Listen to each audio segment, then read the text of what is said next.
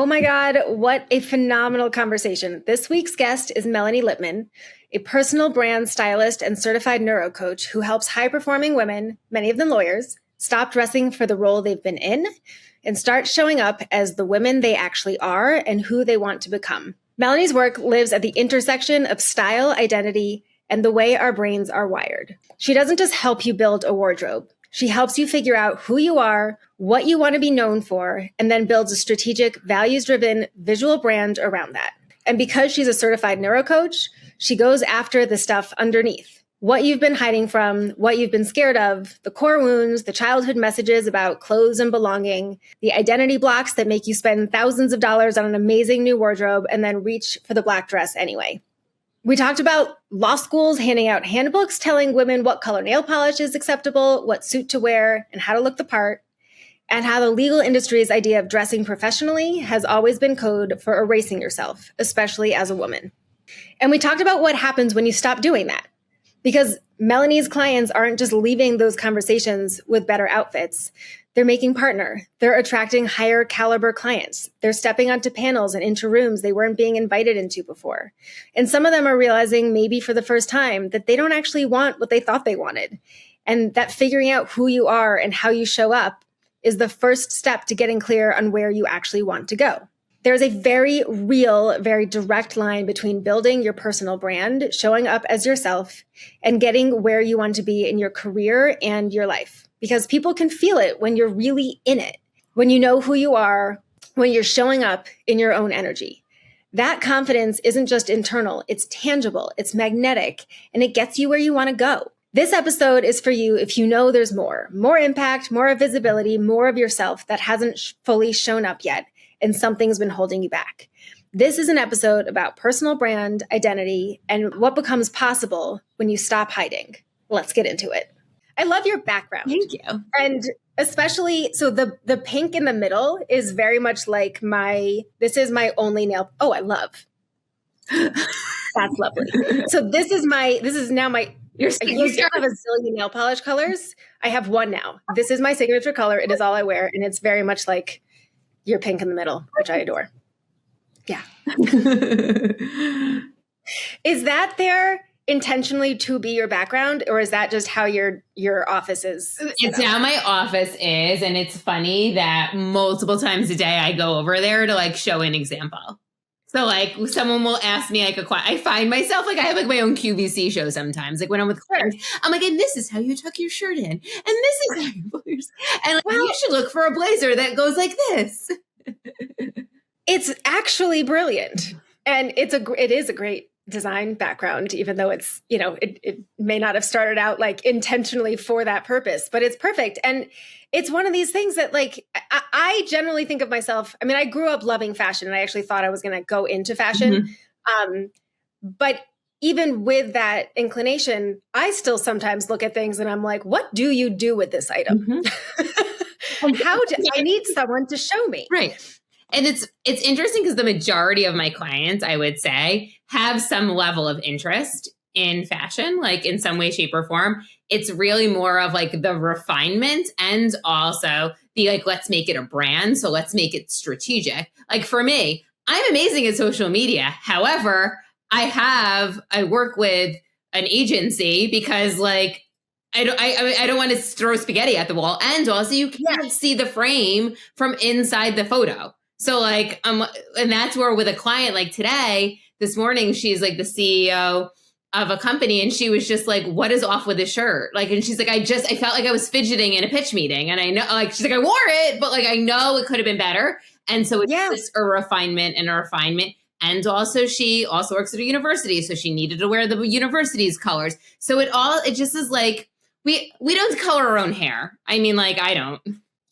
This is such a good point. There are so many things. I've been in a process because my law firm is growing, my other businesses are growing, and I've been in this process of recognizing I can do so many things. That doesn't mean I should be the one to do even most of those things. And so what are all of the things? What are the few things that only I can do? Mm-hmm. And then what is everything else that someone else can do and should do instead of me? And it's not just about like, are you, smart enough, capable, whatever, to do the thing. Is this really how you should be spending your time and energy? Can someone just, even just from a decision fatigue standpoint, do you want to be the one putting your brain power into this? Or do you want to have someone say, here's the outfit, here's how it's supposed to sit on you, and now you can go think about other things.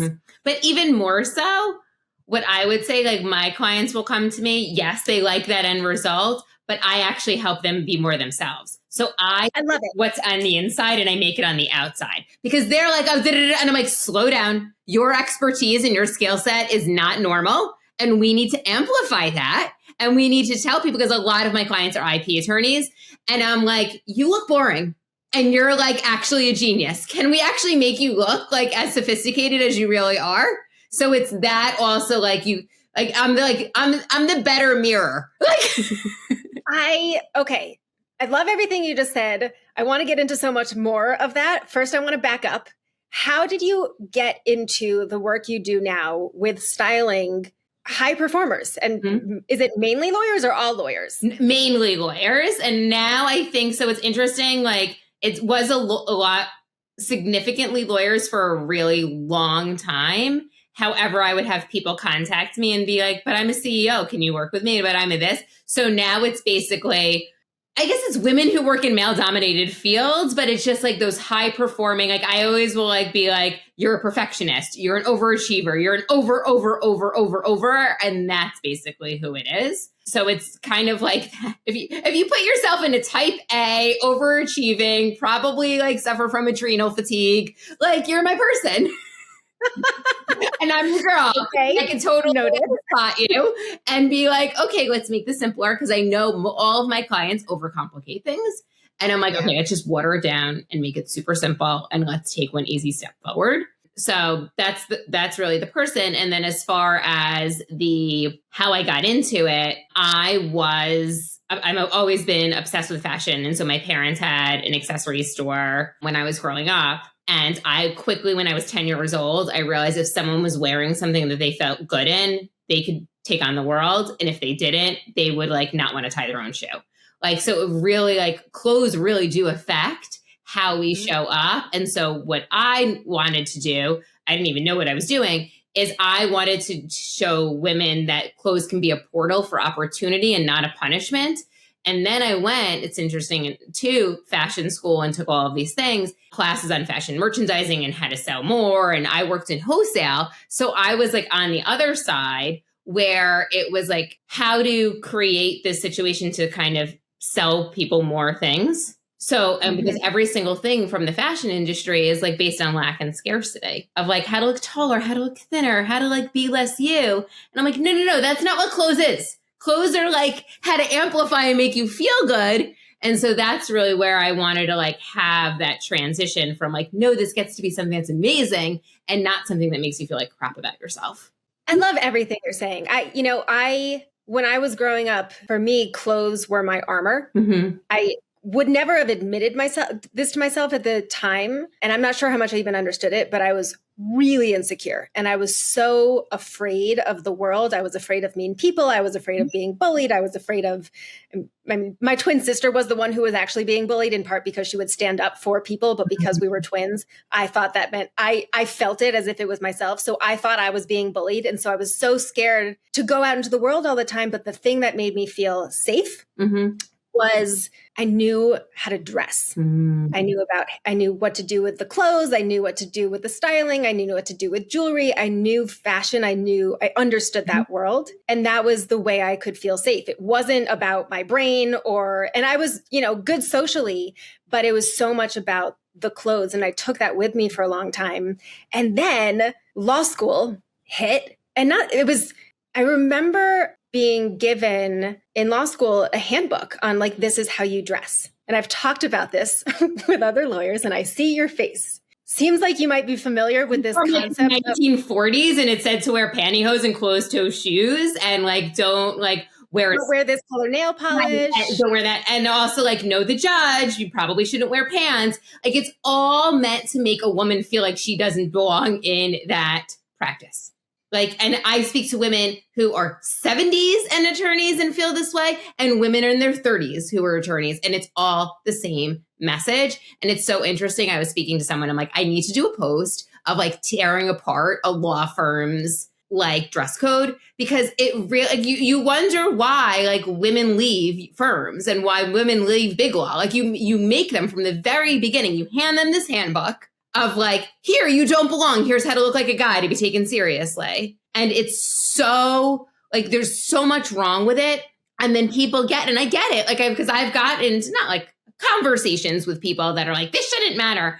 And I'm like, I get it. It shouldn't matter. Unfortunately, we are all highly judgmental. Like you all learn about in law school, like bias and the concept of bias. And then someone forms an opinion and it takes 7 situations of the opposite idea to form someone's initial bias of you. Why are you not working the system? Like, is like this is a tool that you get to use as a woman. Guys just get ties and socks.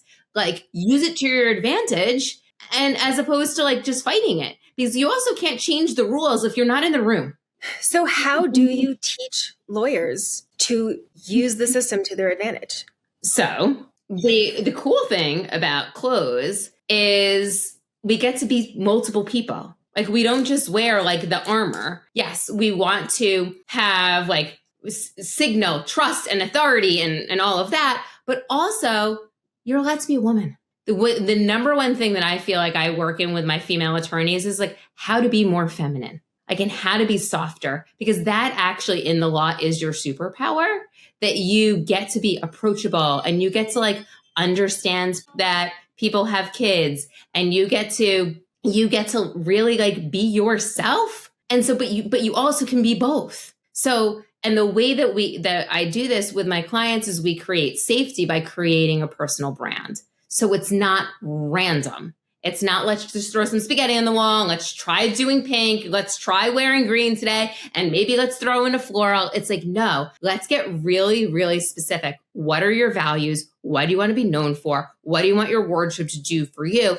And we create structure around it. And then you get to show up as that same person each and every day. And you start to pull on different levers for what you need to achieve, as opposed to just like, I guess I'll just try this, or I'll be that person today. So the structure and also the understanding of the psychology and the messages, that's how we get to do it. Because it's not vanity. It's a tool. Do you find that a lot of lawyers are resistant to, I mean, they've come to you because they want some help, but that doesn't mean they're like ready to dive in, because there's still fears attached to all of this. It's what do you mean? How do I just start showing up like myself? How do I start wearing the things that feel more me in a world where, you know, those around me are wearing blah blazers and suits with no pizzazz? It's like I told you to ask me that question. So this is what was happening. So what would end up happening is someone would hire me, and this is, and we would go and spend like $10,000 on clothes. Like literally, like we would go to Neiman Marcus, we'd spend $10,000 on amazing outfits. I'd paint the picture of who they were, and I had their buy-in. And then I'd get a phone call 2 weeks later. I'm going to go speak on this panel. What should I wear? I'm like, you got 50 great outfits. Why are we not wearing one of those? And I'd get a litany of excuses. I'm not ready yet, or it's too edgy. My husband thinks I look like a blueberry, or you know what? Like, I think that the black dress is just like, it's more comfortable. Like, I just like, So like they met the person and then they like sucked it back, because like there's always going to be the edge of familiarity. So this happened at such a really great time in my business. It was 2020. We all know what happened then, COVID. So I started really investing in my own personal development and coaching. And so I started really like finding myself and figuring out who my authentic self was. And then I started to realize that this is some of the work that my clients needed. So that's when I became a certified neurocoach. So it's not like let's go for therapy, but unless I rewire your brain to see yourself as to someone who can take up more space and can receive a compliment and can wear those things, you are never going to go and wear those clothes. I don't care how much money you spent. and a hot pink suit, you are not confidently wearing it into a room unless you see yourself as the woman who deserves to get that attention. I've never heard the term neurocoach. Mm-hmm. That is phenomenal. It's all identity and embodiment work. And so it's really from a place of like, and I've got trained in this, I think maybe like 5 years ago. And it's really about finding the core wound, because it always comes from, so, okay, you spoke about, we'll take, because I wanted to go back to your middle school experience because we had a similar one. Where did you grow up? West Hartford, Connecticut. Okay. So I grew up on the border of Queens and Long Island. Similar sitch. Like clothing in our culture is very much used as a performative thing of like, you have made it, you wear these labels, this is what you wear. Like, and I feel like we're probably a similar age. I'm 43. So it's like Kate Spade bag for your sleeves. Oh yeah, Kate Spade, the handful of Tiffany's heart necklaces. Right. Of course. 3 heart necklaces. I belong. Yeah. There's these items that were used as like, you have made it, status, and all of that. And if you don't have that, you are not part of the in crowd. So a lot of this always goes back to what is our major thing that runs the show when it comes to everything in our life is we need to belong and we need to be part of the clan. You know, from 5,000 years ago, if we weren't part of the tribe, we were getting eaten by a lion. It's the same thing when it comes to clothing. So if our situations or our experiences with clothing is that we didn't belong, or maybe your family didn't have a lot of money and you shopped at secondhand stores or you got hand-me-downs, there is a core wound. And we didn't even speak about weight or, you know, or anything like that, because there's a lot of that as well, is that if there is something that in your experience that clothing felt unsafe, unless we go back and figure out what that was, and again, not for therapy, just from like, this is actually this identity is running the show. Just to know yourself. Yeah. Just to be like, oh, like my sister, my sister like was prettier than me. So therefore that is not my role. I'm not the pretty one. So I can't wear nice clothes. So just to be like, this is so interesting. That is who's been running the show. And by the way, like I always say to my clients, like, you didn't choose the law because you got a 75 and someone said, good job. You guys are thoroughbreds. You were raised in a very specific, high performing like way. So like that personality itself is driven by, you can't have shame. You can't do it wrong. You can't make a mistake. So that's the way that I actually do this with my clients, is I make it fun. Because when's the last time we had fun doing something?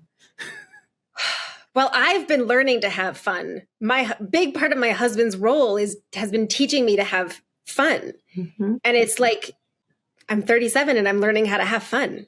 Mm-hmm. And which is thrilling. And by the way, having fun is fun. I remember I was on a retreat and we had to draw something. I had 75 questions about what to draw. Like, can you tell me like how long we're going to get and what colors we're supposed to? What are the rules? What are the parameters? Like, what does right look like? And I'm like, oh my God, I'm exactly like my client when I'm like, okay, I want you to go make a mess of your closet. Like, and I'll just say like, my rule of working with me is like, you have to be okay with getting it terribly wrong. Because my favorite outfits that like I wear on stages, that I wear to speak, huge law firms, came from the idea of like, this may look ridiculous, but I'm going to try it on. Those are the best outfits. We need to be like, okay, to like figure out who we are and have play, dress up. That's why getting dressed is so hard, is you stop playing dress up. What is it about the experimenting and even like owning that this outfit might be crazy and I'm going to go for it and then just see how it ends up feeling later on? How do you get yourself through that?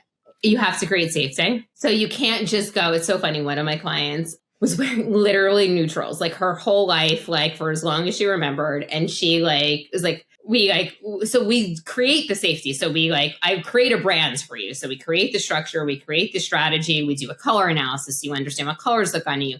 I give you like all the tangible things, but she went a little rogue one day.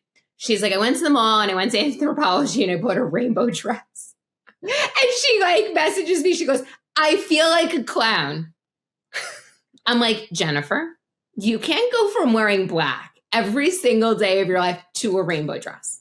You just can't. Like, you can't go from like, never drinking to all of a sudden like having a whole bottle of wine. Like, well, I would think of it as like with working out.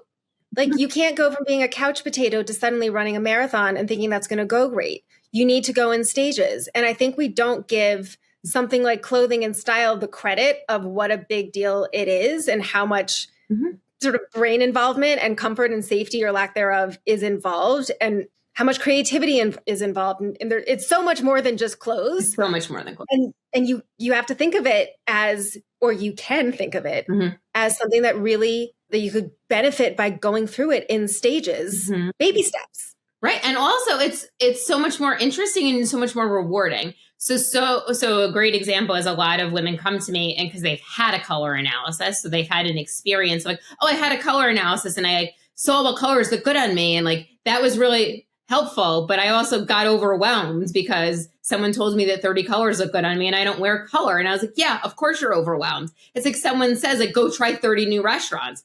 That's not great.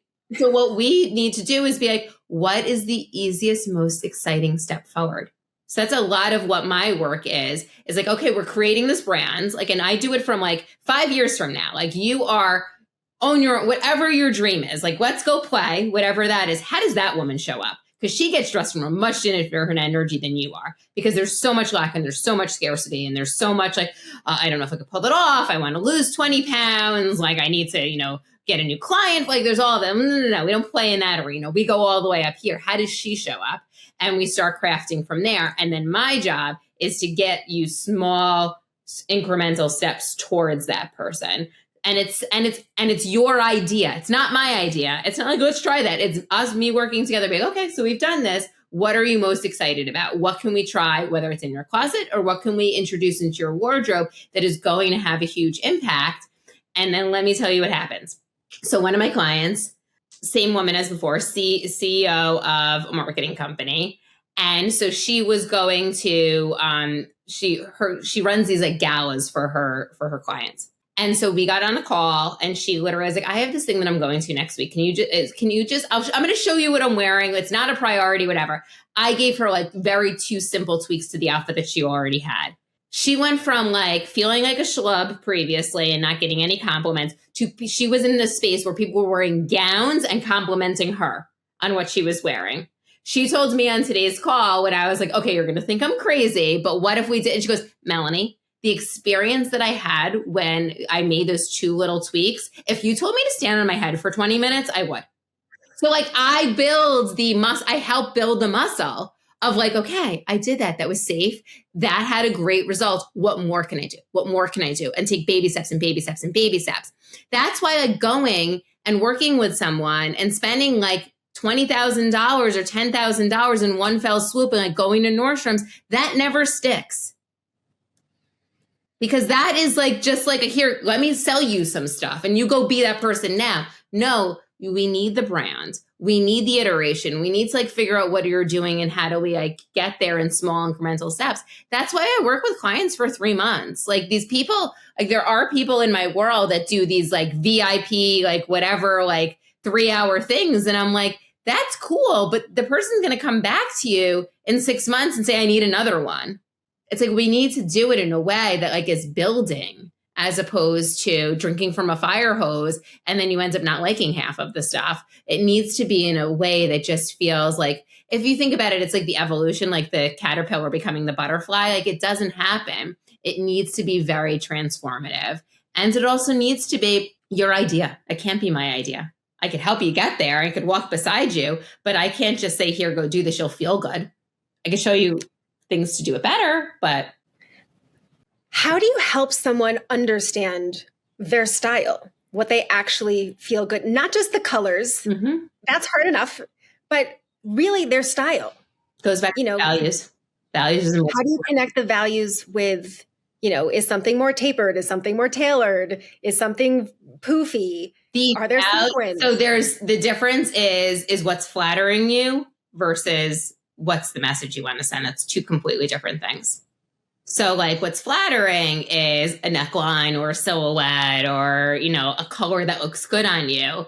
but the overall message that you want to send and the thing that you want to be known for, that's completely the different energy. That's like what am I actually, like, what do I want to be known for? And like, how do I want to be received? And how do I want to feel in my clothes? That right there, when we paint that, we have conversations and we figure out that, and then I introduce visuals and people start saying like, I like this, not that. And like, this is like, and it's interesting. We don't even have to use clothes. It's from an aesthetic. Some of my clients like get very triggered by clothes, where we'll do like, well, just show me some like home decor that like resonates with you. So I could see like different color combinations and different textures. And then I put the context to it and we just start playing and iterating it, because it's all pattern recognition. So I start showing, and because I speak a different language and I see things very quickly. And also because of my coaching experience, like I also understand what someone's not saying. So like, and what they're avoiding. And I'm like, okay, like, because I will pick up things that they're not even noticing in the pictures. So if someone tells me they hate florals, but the florals in the background of every single thing on Pinterest, I'm like, you don't hate floral? Because those pictures would never be there. Because if we don't like something, we run in the opposite direction. So I'm like, I'll just let it sit there. And I'm not making it. It's again, I'm just kind of like, okay, I'm just going to let this sit there. And then they'll be like, I'm noticing, like, have you ever thought of, like, well, since you mentioned that, I really don't like florals because my sister made fun of me when I was 6 years old because I wore a floral dress. So like, okay, that's interesting. So it's really what I help do is kind of just keep pulling things out, and then also just showing like the through line and the through line and the through line.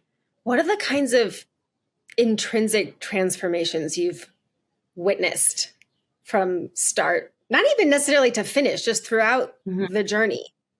So things that clients have said to me that are like, really? Because sometimes I get like, oh, okay. And very quickly, going from being passed over for partner to within 3 months being said like, hey, like, do you want to come into these meetings? Do you want to meet with this client? Because what we don't realize is that clothes are sending messages to others. So if you don't take yourself seriously and like dress the role, people are just going to assume that you don't want the job. Like, it's funny how people are like, oh, we're on Zoom, I don't turn my camera on. I'm like, you are never going to go in your career and you may actually lose your job, because like the effort right there is not showing that you actually want to be taken seriously and you want to be noticed. Once you change your energy about how you're showing up, everything changes. So things like, again, like making partner within 3 to 6 months when you've been passed over for it. Also things like getting, one of my clients is a tax attorney. She's told me that she actually gets like a higher caliber of client now because of how she shows up and how she presents herself. It's almost like different. She's in different circles now than she ever was before. Also, clients have gone from, the interesting thing is I think that a lot of attorneys have very specific expertise. They're like, there's something that they become like, they geek out on, whether now it's AI or whether it's something like that has to do with technology or whether it's a patent or some sort of law. And they really are a genius and an expert of that specific lane. However, they're like an introvert. Like they're sort of like, I just want to like put my head down and I want to do my work.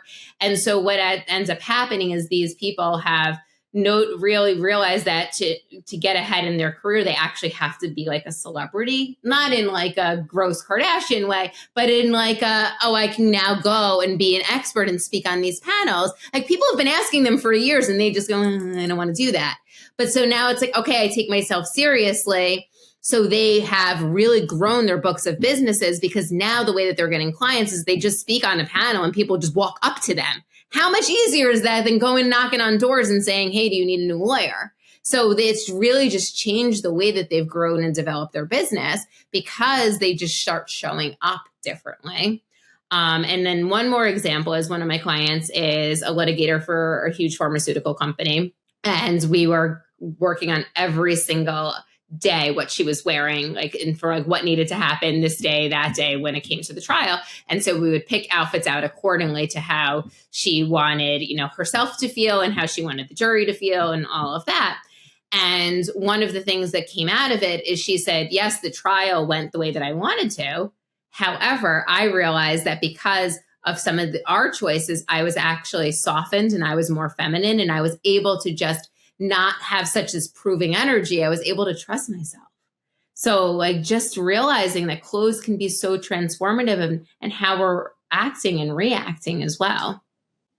One of the big ways that I've often thought about the impact of clothes, aside from, growing up and having that be the way I felt safe, I've had a lot of health problems throughout my life, now much better, but I've been very, very sensitive to fabrics and even colors. And so I've gone through phases where like, I cannot wear tight clothes or loose clothes or clothes that, kind of, go around my belly in exactly like a certain area, just depending on how I'm feeling.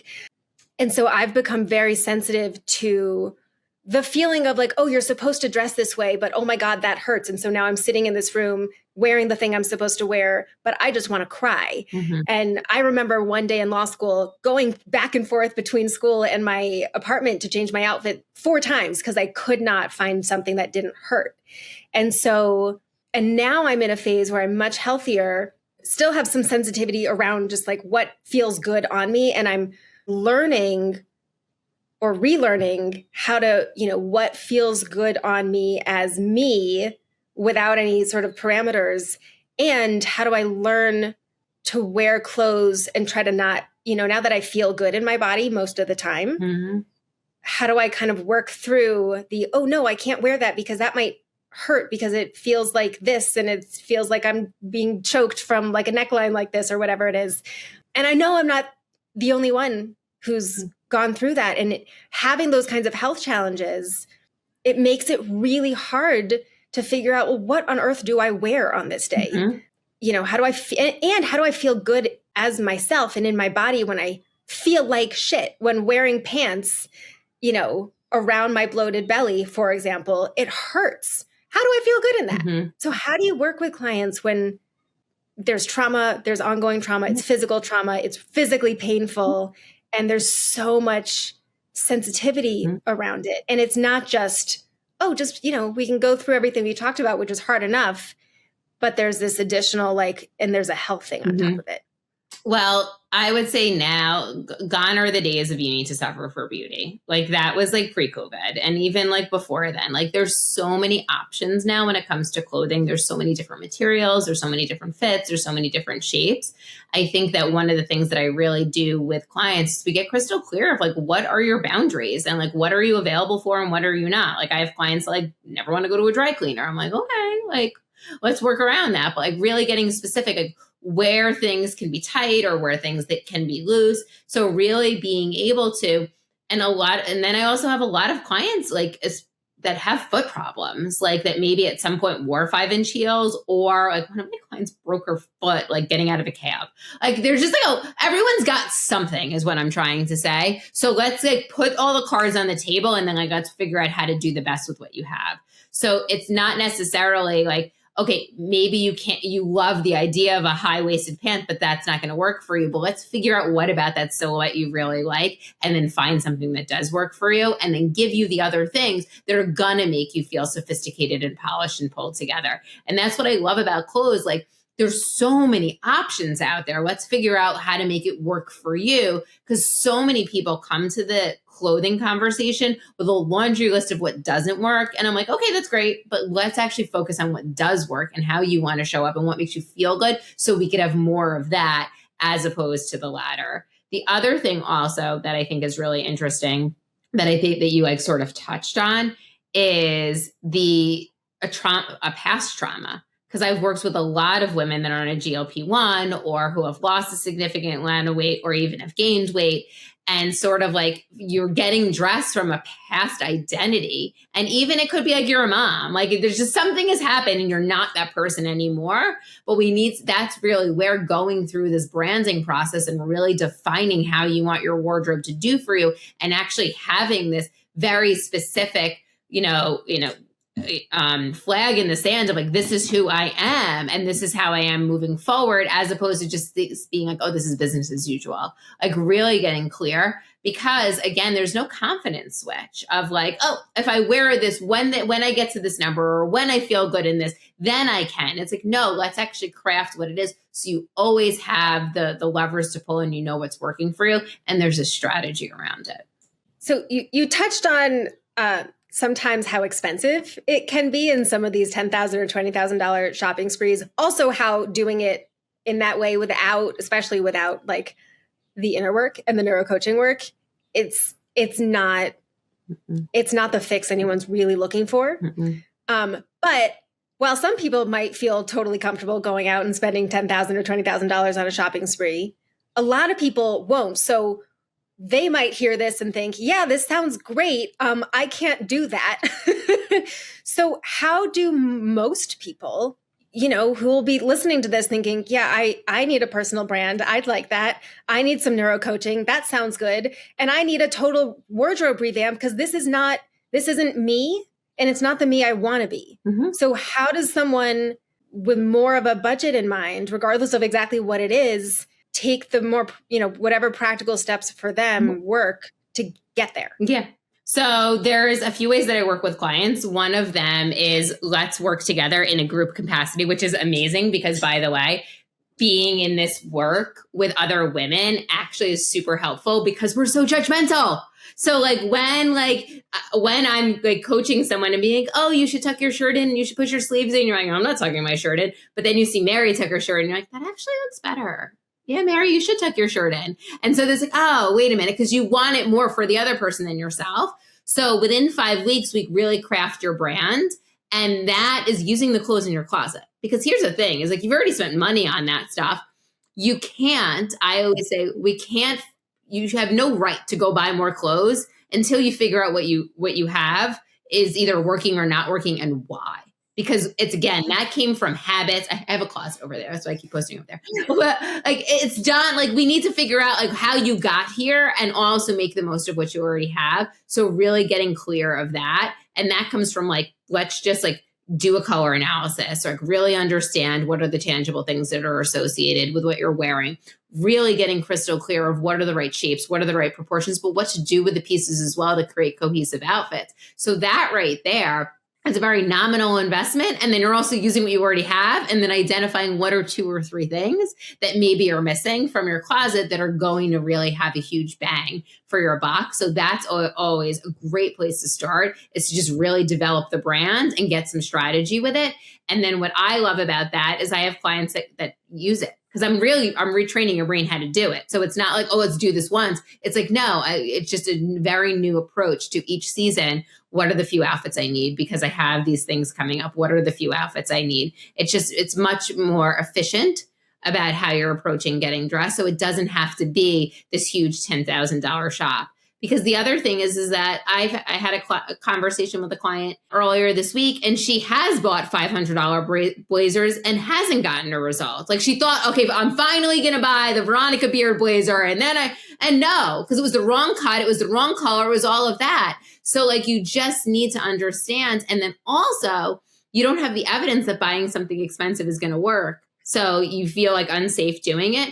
So another huge thing of what I will help clients with, it's like, let's actually figure out like what's worth investing money in, because you could wear it 75 times and what like you should go buy at Zara, because like it's not worth you spending a lot of money on it. So really getting crystal clear of what your overall budget is when it comes to your wardrobe and what's worth investing in and what's worth kind of, I wear, t-shirts from Old Navy all the time because they're great colors and I get holes in my t-shirts. So like, you don't need to spend, you don't need to go and buy a $90 t-shirt from Nordstrom's. Like that's not necessary. So that helps. How do you also integrate things like hairstyle, busy people who might, sometimes I think about, my God, men with their very little amounts of hair, they can just take a shower and hop on a Zoom or run to the office. And like, there's so little work involved. Mm-hmm. And then those of us with a decent amount of hair, there's so much work involved to feel like we look professional. Mm-hmm. We look like we care. And sometimes you're just out of time. And so, how do you guide around that? It's really about the whole entire package. So it's hair, it's makeup, it's accessories, it's undergarments. It's really just getting the clarity of like what's worth spending the time on and what's not. So I have clients that like we've realized that, you know, if you air dry your hair and use a beach waver, it's going to take a whole lot less time than you doing a whole entire blowout. I've had other clients that we've gotten to the idea of like, you know what, like me getting a blowout twice a week is actually worth it. Like, because it makes me feel, and I've had that result and then it feels really good. So it's like, let's just like figure out what's the right thing for you. And it's not one size fits all, because there's other people that look great when their hair is pulled up and it's going to end up pulled up anyway. So why don't you start the day with it being pulled up as opposed to it going in a sloppy bun? So again, just having more of the clarity and the structure, but also knowing that all of these things work together. So if you're someone who has like very curly hair, like you probably want to wear one less accessory, because like that's part of like the package in that. So again, just having like strategy around it and knowing heads or tails is so much better than like that messy middle of like, should I, shouldn't I?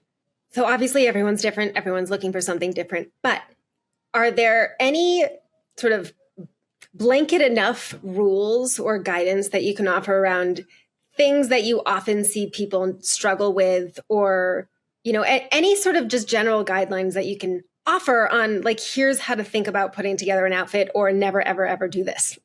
Okay. Never, ever, ever just throw on a black blazer because you look professional. I would say like color is one of the creates connection. Like judges wear black because they're not supposed to have an opinion. Like, and that's like, if you're sure, if you want to be like a litigator with no friends and like not have connections, like go wear a black blazer. But if you're looking to have connections, have referral sources, like color is such a great way to use. And I'm not saying that you have to go buy that rainbow dress, but like just finding one color that you could start playing with. Like it could be teal. It could even be navy. Like some of my clients, like something that we do in their closet is we do this switch from black to navy or brown or like a slate gray. Like it just makes it much more interesting and it's much more flattering. Like black doesn't look good on a lot of people. So just kind of stop hiding behind the black. The other thing also is just like finding ways to really show your personality. I think a lot of people like look at like, what is everyone else wearing? Like, or what's the dress code, and like really trying to like conform. And I get that it's hard to be a little bit different, but I'm not saying you need to go and wear something completely different. But if you're wearing just an interesting shoe or a handbag or a necklace, I cannot tell you how many of my clients have gotten clients because they're wearing something a little bit unique and someone went up to them and had a conversation other than work. And then it translated into like, oh, I like you. What do you do? Or like, how can we, you know, like hang it, you know, like refer business to each other. So just like really like showing that you want to be collaborative in your clothes is going to make a really big difference. What I find interesting about what you just said, if, you know, sometimes people will go up to a lawyer and say, you know, I like your bag, I like your shoes, and that can lead to a business relationship. And I often think about, you know, people talk about that you want to work with people that you like. Mm-hmm. And yet we're often so afraid to show up as ourselves. Mm-hmm. And so we're not letting anyone even see, can they like us? Mm-hmm. And when we can just get over that fear, which is hard. However, on the other side, if someone's going to be highly judgmental about like your shoes, do you even want to be friends with them or want to be in a conversation? Like just think of it as a magnet. I remember I spoke at a law firm a few years ago, and I have this like red and pink leopard blazer, and I kept taking it on and off me. I shouldn't wear this to speak at a law. And I'm like, listen, I'm like literally speaking about like how to find your authentic self, how to use your clothes to connect. And I'm like worried that they're going to judge me. If they're going to shut the video off because of what I'm wearing, then they probably should, because what I'm saying is not something that they want to listen to. So if you could think about it in that respect, because also know if you're triggering someone by what they're wearing, they're probably not healed. Like, if someone has such a strong opinion, because it's not like you're wearing like a mini skirt or something offensive. That's what I always laugh at my clients. Does this look professional? I'm like, the fact that you're asking that question, you need a better question. Like, does this look like me? Is this pretty? Like, is this fun? Like, you don't have to worry about being professional. How about be more you? What do you, at this stage, what do you think it even means to look professional? I think it looks like, do I look like a bald white guy? Basically, that's what it is. Should we just throw that term out? Because, I think so many of us are working across different, even within law, we're working in very different environments. Some are more formal, some are much more casual. And we're increasingly understanding that we want to, show up as ourselves, and more people are feeling like they can. And then especially with help from you, but we've shifted away from like that sense of, well, professional looks like you're in this black or navy suit. I think the question should be like, how do I be more me? Because I also think like, okay, this is like advice. If you were an associate and you just got out of law school, go and blend like that. Like, I think like there is not there is room to sort of be like a little bit more yourself, but there's like these motions that you don't want to get thrown out of a courtroom. You don't want someone like, there's sort of, and I'm not saying, okay, only wear black and white, but like putting on a navy blazer and wearing something that's a little bit more toned down, like go. But maybe have your hot pink, right? Or have like another color. But it's also like, I will always say to my clients, like, we need to learn the rules so we could break them. So like, don't like try on your first day of work and wear like the hot pink blazer. Like sort of like learn who the people are, learn who the allies are, learn that. But once you get to a place in your career where you know the rules, like that's when you get to start being yourself and you start to making your own rules. So how can someone who's earlier in their career make sure that they do feel like themselves in a framework that they don't understand yet, and where they're at the bottom of the totem pole? And I remember struggling with that a lot. And I was, often the one in the office wearing, at the time I was like, everything was Banana Republic because I'm allergic to polyester and they had non-polyester things. I'm petite. They had, so it was, they had the super petite sizes. So it worked for me. I didn't like the clothes, but it fit me and it was professional. But then I would have, some really exciting shoes. Mm-hmm. And it was always noted. People noted my shoes and I thought that was fun. Mm-hmm. But I also would sometimes think about like, sometimes I was a little uncomfortable about it, that I kind of wondered, am I dressing too, frankly, me and interesting for the role that I'm in, for the level that I'm in, for the company that I'm in? Does this make sense? And I kept doing it, but I would have these voices in my head that just kind of went like, are you being weird? But we have to still show up as ourselves, even when we're early in our career, when it's harder and you're more vulnerable. You need the job in a different way.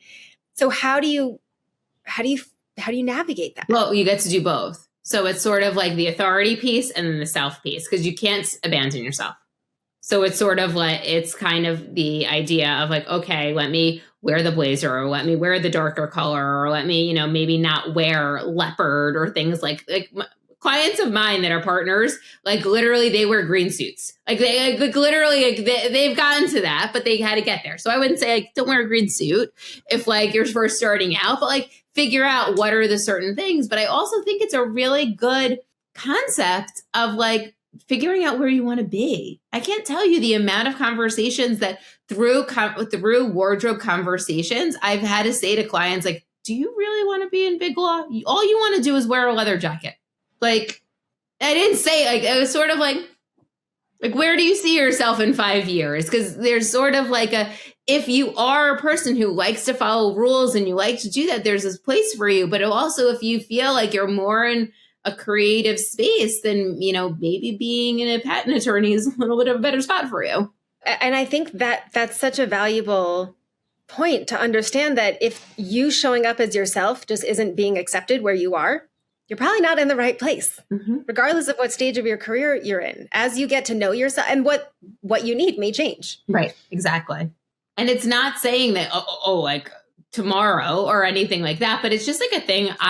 What I love about what I do is I help women walk themselves back to themselves through the lens of clothing, like find who their true self is. And sometimes I have to admit that they've decided to live a big law job as they were doing that. Like I'm not saying everyone, people have decided to leave their marriages. Like people have, because it's the same thing with journaling. It's the same thing. Like once you get deeper of like, who am I? What am I available for? What am I not available for? Some people have been like, I don't know if I want to be partner here. Like, it's just really a way to really get deeper and closer and more connected with who you are. So much more than just clothes. It is. Anything else you want to share that we haven't covered? I definitely can put a resource. I don't know if you want me to. Yes. So I host these 5-day challenges every month where we go in your closet and we create power outfits using the clothes that you already have. So it's an amazing first step. Ooh. So, and it's like, and also like makes it so you get dressed each day of the week and you have fun with it. So I'll definitely send that over to you so you can share with the audience. Yes, please. Amazing. I knew we were going to have fun, and we did. And but you took it. I didn't know about the neurocoaching, which really, really like extra excites me because I'm super into the neuro side of things and understanding how our nervous system impacts absolutely everything. And I just love the way you're tying together the nervous system, our brains, our comfort, our performance, the way we show up in the world, all of it through clothes. And in just such a really beautiful way that I think a lot of us really need to hear about more and understand that it's not shallow. We get dressed every day. That's the thing that people are like, and they're like, oh, and it's so hard. And they're like, oh, this shouldn't matter. But it's like, it's how you start every single day. And the way that you start your day carries on throughout the whole entire day. And also give yourself some grace. Like, we all grew up in a situation where the getting dressed was never spoken about this way. So we weren't taught how to feel good in our clothes. Again, the way that the fashion industry shapes clothing is how to look. Like, you are broken, clothes will fix you. You're not broken. And a piece of clothing is not fixing you. Like, so it's sort of like but I get to use this as a tool to be more me and to figure out who I am and have fun. And that is such a different energy than like, oh, what am I going to wear? What's the dress code? And what's the, no, it's like, oh, like, let me use this as a portal to go and like add some fun and excitement into my life. A lot of my recent processing has been about now being healthier than I ever thought possible for someone born into a body like mine. And part of that has been learning what I look like and how I'm perceived and how I feel on my own and about those things. And a lot of that comes from one of my, I have a connective tissue disorder that one of the sort of features of it is difficulty with interoception, which is your awareness of what you feel inside. So breathing, heart rate, hunger, fullness, those sorts of things. And just to like, and then also proprioception, which is your awareness of where you are in space. And I've started, so a lot of those of us with EDS, like we bump into things, and the neuroperformance training that I've done over the last few years, which has changed my life, has helped me tremendously with those things. And I've started to wonder and realize more and more recently if those challenges that I have led me to not really understand what I look like. And part of that is about like, that's about attractiveness and that's about size. And I have a specific, and about like energy and things like that. And I have a specific memory of being in law school, and there was a classmate who she seemed to be sort of obsessed with my size. And also at the time I was really sick and I was often losing weight. So I was unhealthily small sometimes, but even when I was, not losing, I was like 100 pounds. I think 90 was after law school. But I remember one day she was just like, and I kept saying, what are you talking about? We're the same size. And one day she was like, well, what size are you? And I was like was and am a size 23 jeans, 22 if you can find it, double extra small, petite, like you find the smallest things. And she said, well, I'm a 4. And I had literally no idea that we were different sizes. I couldn't see it. And I still have those kinds of experiences. And I struggle a lot to find clothes that fit me and that feel good. And part of it is like, I'm small with an hourglass. So I have a size that is actually challenging to just go into a store and find. I also was allergic to polyester. So I couldn't find clothes that also didn't give me hives.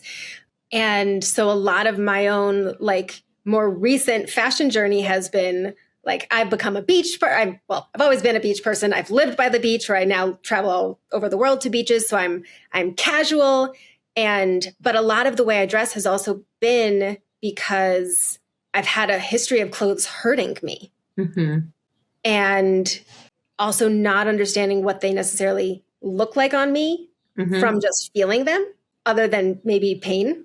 And so I'm now sort of processing, learning how to understand how I look, how I feel, how to find things that feel good and that sort of represent, as you were talking about, the way I want to represent. It's hard. It's surprisingly difficult. The interesting thing is that most men's clothes are made to measure. So isn't that wild? And then we're like, I can't walk into a store and find anything. Right. So and it's not saying like, oh, go get your clothes custom made, but it's also to say it's okay if you get something tailored. Yeah. Like, so a lot of the work that I do, not a lot, but like stuff that I do with my clients is like, we need to push your sleeves up. We need to take something in, like that button shouldn't be there, and being okay with, it's not so much like, oh, I can get it tailored. It's like, but this is what we get to do with it. So be able to tweak things. That's an interesting point, because I think a lot of us, because our clothes are not just made like men's clothing, we walk in and we think something's wrong with me because I can't find anything that just fits me. No, nothing's wrong with you. Well, because there's a zillion ways to have a body. Right. Like I'm 5'1", nothing fits me. Like sort of, but it's also then just knowing then. And part of it also is that, so what ends up happening is you go and you try a bunch of things on, and you're trying things on that were not made for you. So of course they're not going to look good on you, but then we go and internalize it and make it be like, oh, there's something wrong with my body. It's like, no, there's nothing wrong with your body. You're trying on clothes that are not meant for you. They're meant for someone else. So that's really where working together, with my clients, we get crystal clear of like, what's the right rise of your pant? Where should something hit you? What's the right neckline? So you have some very factual things. So when you're trying something on, it's going to be something that has a much greater percentage of working for you, but then also knowing how to tweak it and how to make it better. So for example, one of my clients, we were looking at some blazers today, and it was very just simply like, your sleeve just needs to hit you at a different place. Very, very simple. But it's just like, when the proportions are off, the proportions are off. How do you help clients understand when they're trying something on that doesn't fit because they've just walked into a store and it's going to need to be tailored, but what they're looking at doesn't look good because it's not designed for them? How do you help them see what it will look like, and that it makes sense to spend on a thing that doesn't look good right now, and then to spend to hopefully make it look good, but they can't visualize it? That's why AI is so amazing, by the way.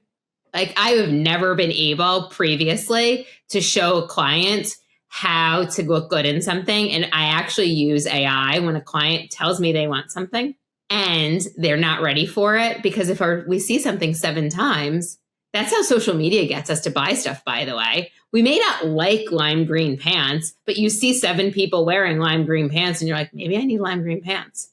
So I can repeatedly show a client something that they say that they want to wear to actually give the neural pathways to them doing it. My job is to provide evidence.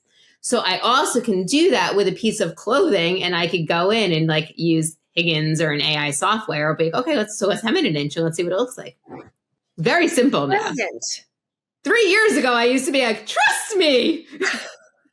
Of course there's AI for that. Right. AI, by the way, not so great for Google try-ons. Like, it's just, there's like certain things that it doesn't. Everything's going to have limitations. Everything's going to have limitations. Like, please do not use AI to tell you like what to buy or what to wear. Like, it's good, but it's okay. But it doesn't work like as well. Like, so use AI for a color analysis. Like, I mean, there's just like certain things, like it's not that good. However, you could say, like, can you remove the pocket and show me what it's going to look like? Or can you, hem this an inch, and it's going to be able to tell you the before and the after. So that is very, very helpful. The other thing is that just knowing different parts on your body of where things should stop and start, it really is math. And people are like, no, it's not. I'm like, no, it's math. Like, it's like, there is a formula to like, this is where something should hit you. It's funny you say formula because I mentioned growing up, I was very comfortable with clothes and fashion and style. My sister was not. She's a math science person. She's the doctor. And we would always talk about like, she just needed a formula. Mm-hmm. I would give her the formula as you do with your clients. Mine was probably simpler, but it's what she needed because that's her, my brain naturally understood more of these things. And for her, it was just, it wasn't that way. And a lot of people just need, mm-hmm. and I, by the way, still, I would benefit from formulas. We all do. Mm-hmm. I was noticing your Shalom tattoo. And I wonder, and if you want to talk about this, have you noticed anything different about your clients since October 7th in the way that they're showing up, in the way that they're looking to dress, in the way that they feel like they're looking for power, looking for like any change? So it's my son's Hebrew name. So that's Shalom. I don't think like since October 7th that I don't know. I don't think a lot of my clients are Jewish. I do have, but it's not like 50%. Maybe it's like 25%. Some of my clients do, like I don't have it on right now. Like I a lot of times will wear a Star of David or like there's like a need to wear something that is representative. I don't think that there's been a real shift when it comes to wearing certain things. What I will say though is there is, I think, a cultural way of being brought up that I definitely see with not only with clients that are Jewish, it's just with different cultures of what clothes meant throughout the culture to certain people and how the upbringing and sometimes putting things on pedestals or just even like we'll have clients that will say like, well, you have to get out of your church clothes. And that's where I save my clothes for good. Like there's different nuances when it comes to upbringing that definitely come out in your 30s, 40s, and 50s from childhood. I would say I see that more than something of a way of showing up since then. That makes sense. And there's so much that we're not even aware of as kids that are impacting us about everything. Mm-hmm. I think that, and I tell the story is that, so like my big transformation of getting dressed and creating a personal brand for myself and using style as a tool is that, so when I worked corporately in the fine jewelry industry, I said that like, I did very much of like the proving energy. So I was like, okay, I need to go get a Chanel bag. I need to go and like wear a designer blazer. And I needed to go like play this part. And the CEO of my company, like definitely like one day she's like, what are you doing? Like, I want you to be more you. I don't want to clone to go and be with our clients. Like your clients like you, go be more you. And I remember like leaving her office like with such a letdown. I thought I was doing such a good job of playing the role of like, I thought the assignment was to go look like luxury and to go buy these things. And, I got a bonus. So I spent it on like a bag and like, what do you mean? And so what really struck me besides the clothing aspect was when she's like, go be more you. I was like, I don't know who I am. What do you mean? Like my politics, my religion, like who I marry, like all of that was handed to me since I was born. What do you mean go be more me? I'm playing a role. Like, what does that mean? And so that's really when I started playing with clothes to try to figure out who I was and wearing things like a highlighter yellow skirt and a lace top. Like that felt really fun. Like, but then there was, am I allowed to wear this? So there's that aspect of it. And that's where I think that clothes get to be cool because you get to put them on and you get to take them off. Mm-hmm. And clothes, as you said, you can put them on, and you can take them right off. Part of my like more recent really becoming myself sort of, this phase of my transformation has been, I got some more ear piercings. I got just my first when I was 10. And I don't even know when I first had the idea of maybe I want another one or two. And I now have 3 on each ear. And I think I thought about getting them for about a year at least. And it felt so daunting. And I had to go through all of these, but like, who's the person who has, forget the 3 on each ear, just the 2 on each ear. Mm-hmm. It was such an identity shift for me. And part of that I realized was, my dad died when I was 17. And I've had certain parts of myself when I've realized I've subconsciously sort of kept myself in ways like I was when I was 17 mm-hmm. of the person I was before he died. And so a lot of what I'm going through now is I'm 37. Mm-hmm. I'm not 17. Mm-hmm. Maybe I do want some more piercings. Maybe I do want to wear something that's, what's my style as a 37-year-old, mm-hmm. not as a 17-year-old kid. Mm-hmm. And what does that look like? And sometimes not, in a work setting, but like, what does that even mean for like a bathing suit? Mm-hmm. Being maybe more suggestive than, or showing or something, and I'm not, there have been times where I've bought a bathing suit or a sports bra or something, or I, had a cocktail dress for a bar mitzvah recently. And they were things that a previous version of myself would have gone, oh my God, I can't wear that. And they're nothing inappropriate in the slightest, mm-hmm. but I've had this still kind of young girl mindset of myself because of being stuck in that phase. So back to just your neurocoaching, it's mm-hmm. how are we keeping ourselves locked in a box without mm-hmm. even realizing? And so for me, like these, now I've got 3 piercings on each ear, and it's now, I got 2, but one more on each ear. And it was so easily like, oh, this feels good. And then, went back, like a week later and got the next 2. Cause I realized what right feels like mm-hmm. for me now.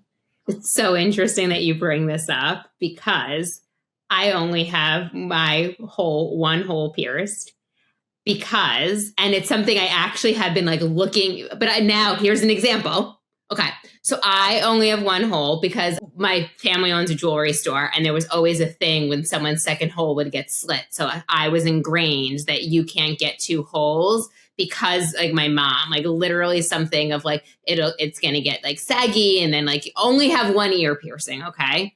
So for years I've been looking at these all really cool literal like concepts of like what I want in my ear. So I'm putting myself into analysis paralysis of not doing it, because I'm making it way more complicated than it needs to be, because I don't know what the installation, the end result is going to look like. So I still have that. This is my the fact that I have tattoos on me is like my going against the grain. It got to be very safe because it was my son's name, so you can't say anything bad about that. And then I also have I am tattooed on my arm right here. So it's sort of a very much of like, I am the solution, I am the problem, I am not all of the things. It's like much more of that. But there are people that make comments on my social media about my tattoo all of the time. How is someone in corporate going to take you seriously when you have it? They don't know what it says. It's interesting because most people don't. But just the fact that I have a tattoo here, people are like, how is anyone going to take you seriously in corporate? Because you have Isn't that interesting? Because clearly you're successful, you're doing well, and yet people who don't know you still feel it's their responsibility to tell you that you're not, got that word. My nails, and by the way, I have fun with my nails, and I'm not saying go wear these nails into a courtroom or go wear these. It's a point of difference. So it's interesting that my nails always get it. The fact that I talk with my hands, I'm like, I am a New Yorker. But it's so interesting how people very easily get very triggered. And this is something that's really important. Anyone who says anything about what I am wearing and what I'm doing is the person on social media that doesn't even have a picture. And, with the tattoo, I wish I remember who posted this, but I remember it was a guy, lawyer. I remember seeing a post from him where he said, I think many years ago, I think it's his own firm, he wouldn't hire anyone with a tattoo because he had that mindset. Mm. And now he's got loads of colleagues with tattoos. He shifted his mindset because he realized this is crazy. Someone having a tattoo says nothing about their intelligence, their skill, their discipline, their, anything that has anything to do with how they're going to perform. Right. And so interesting. One of my clients, she has a very, very, very big position at a very publicly traded company, but she has to travel to Japan frequently. And we specifically, for certain outfits, we make sure that her arms are covered because she's like, you know what? I just don't want it to be a thing. I think it's fine to, it's different to know who you are and manage yourself in certain circumstances in ways that you're comfortable because you like the job or the people you're with or something, but you're doing it on purpose for a finite period of time. Right. It's totally different from living as not you because you think not you, is what's right. Right. Yeah. Like, I just don't want it to be a topic of conversation. I don't want to be worried about it. Let me just make sure in those meetings I have my arms covered. I'm like, okay, fine. And that's a decision. And we can all, make those decisions of this meeting, this is what's important, and I just don't know how to deal with it. And it's not going to tear me apart because I'm myself 99% of the time. Exactly. Yeah. Thank you. Clearly, I could talk to you all day. Thank you for this conversation, and also just, and for what you're doing for women, and especially in law, but across corporate, it's important. And there's a lot of talk often about women are behind and this and that, and there's so much, or just the bias against women, and salary differences and all sorts of things, and all that stuff needs to be addressed. But also, sometimes there are things that we can do that we don't know that we're not taking advantage of to benefit ourselves. And this is one of those things that can really empower us and be fun and help us get where we want to go in a way that just feels so right and turns us into the powerhouses that we're meant to be. 1,000,000%. And it's so interesting because so many people will say, have conversations with me about, oh, that woman, I'm so in awe of her. And she's such a badass, or she doesn't. And ultimately what it is that she's so unapologetically herself is really what we're in awe of. It's not so much oh, where did she shop, or what's that outfit, or I want to be her. It's no, the fact that she's gotten to a place in her career that she's so comfortable in her own skin that she just shows up as herself. Now that is energy. And that's my goal in life, is to just be so crystal clear in how I show up and in my energy and in my self-worth. And that is actually what I want for my clients. Yes. Do I want them to receive amazing compliments? And do I want them to feel great? Yes, 1,000,000%. But ultimately, I just want them to feel good about being themselves. Thank you so much for spending time with me and having this conversation. This was a blast. My pleasure. Thank you for having me. Thanks for listening. I hope you got a ton of value from this conversation and that you will check out the links in the description to learn more about the guest and the Wellness Esquire. And I hope you take even just 1 minute to do something for yourself today.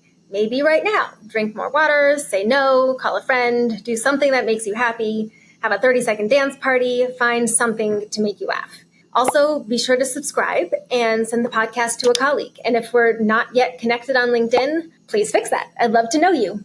See you next time.